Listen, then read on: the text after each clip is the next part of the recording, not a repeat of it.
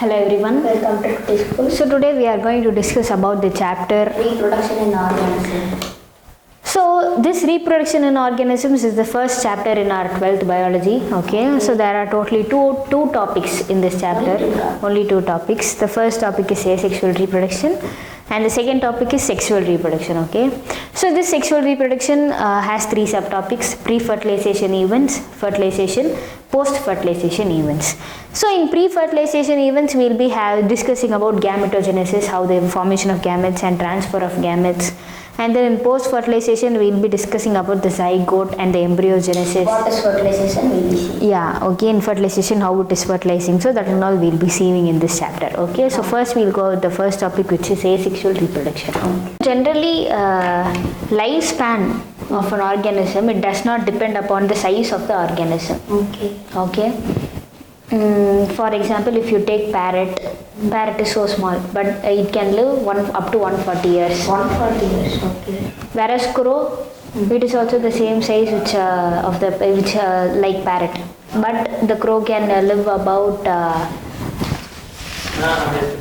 15 years. Okay, so like that various lifespans are of organisms are mentioned. Okay, how do these organisms reproduce? Okay. Do you know what is binary fission? Binary fission? No. So binary fission is nothing but a cell.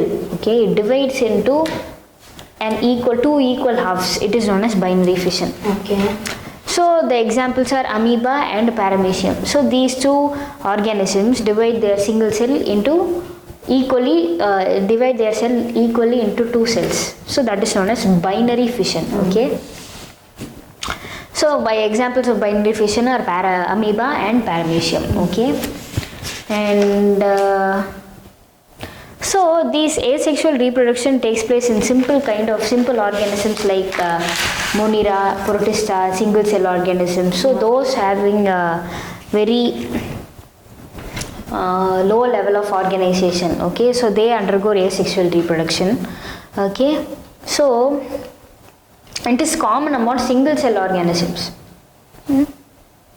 So in these organisms, cell division itself a mode of reproduction, because it is single cell. Yeah. Anyway, it has to divide itself. When it divides itself, it is a kind of mode of reproduction in single cell organisms. So division and reproduction both are occurred in the cell division. Okay. So here and so we have seen amoeba and paramecium exist binary fission, whereas yeast exhibits budding. So do you know what is budding? Budding is nothing but a cell which gives rise to which divides into two unequal cells like this. Okay, one will be small. One will be small. One will be small. One shape will be another shape. No. Only small cells will be produced. Oh. Okay. So those cells will retain in the parent body itself like this. So this is known as budding. And after some time, these buds they separate from the parent and they form a new individual. Okay. So this is budding is that in yeast a cell produced by budding by division, unequal division.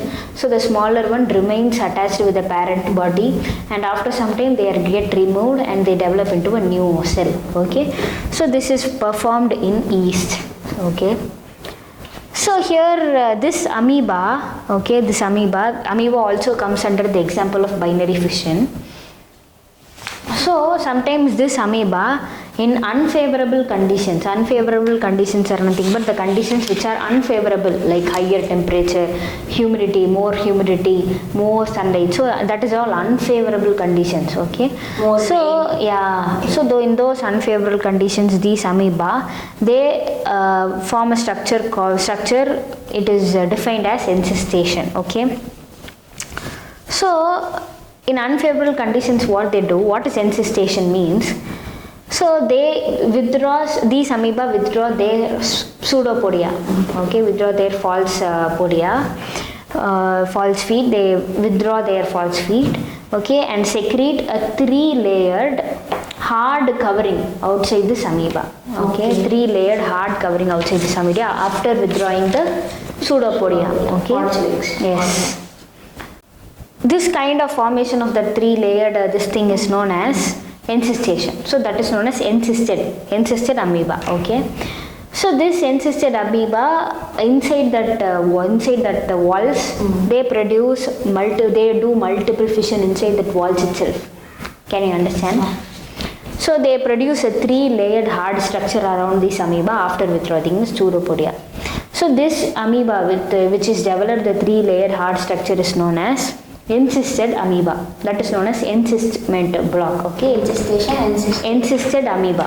So inside that amoeba produces multiple fission inside that encysted. Though encysted covering will be there, they will be producing multiple fission. Okay, they will be going out multiple fission inside that one. And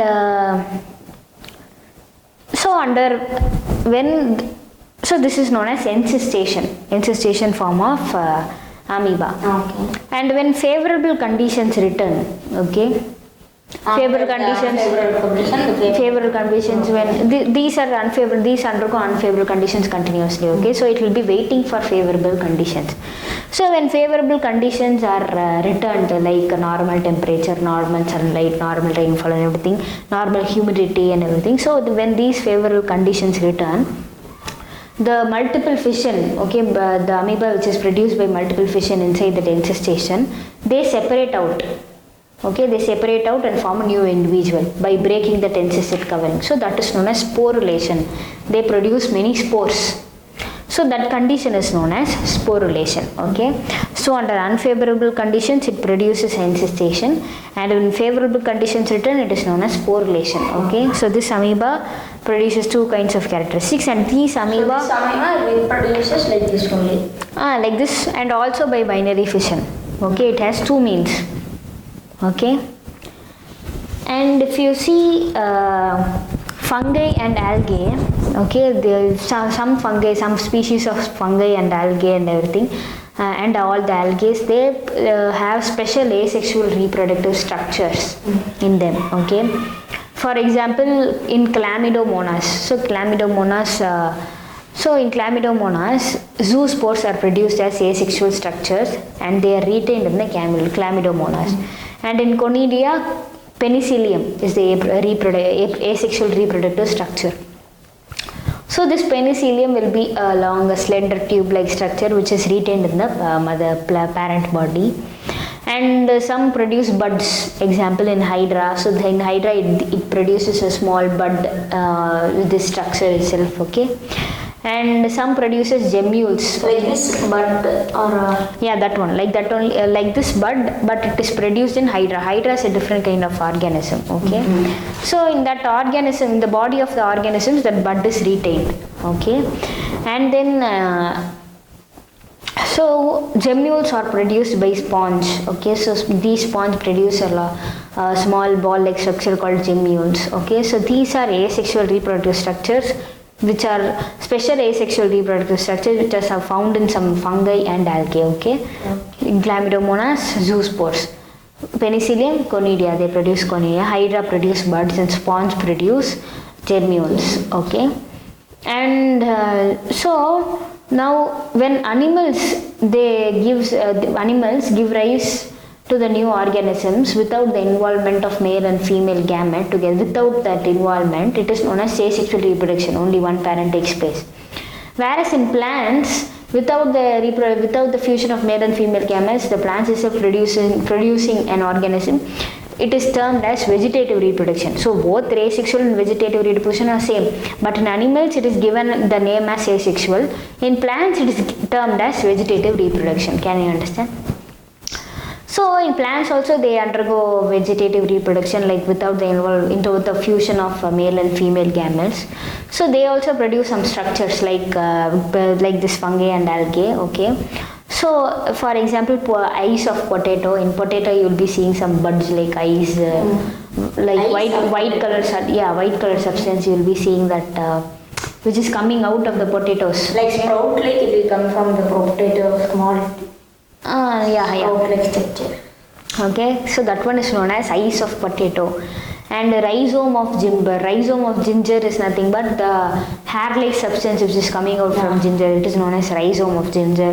And bulbil of agave. So agave is a plant in which a bulbil, it is a leaf-like structure which is produced in this bulbil. Okay, so bulbil in agave. Okay, and leaf buds in bryophyllum. So bryophyllum is a plant. It produces leaf buds. Okay. And offset. In offset means there are many kind of offsets, like it grows under the ground, it grows in the surface of the ground. We have already seen in the class 11.